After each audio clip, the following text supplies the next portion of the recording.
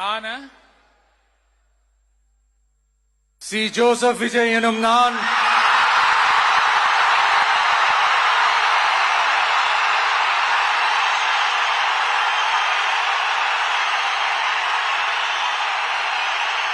சட்டப்படி அமைக்கப்பெற்ற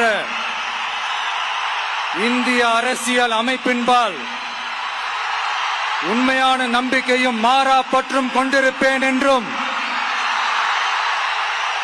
இந்திய நாட்டின் ஒப்பில்லாத முழு முதல் ஆட்சியையும் ஒருமையையும் நிலை நிறுத்துவேன் என்றும் தமிழ்நாட்டு அரசின் முதலமைச்சராக உண்மையாகவும் உளச்சான்றின்படியும் என் கடமைகளை நிறைவேற்றுவேன் என்றும்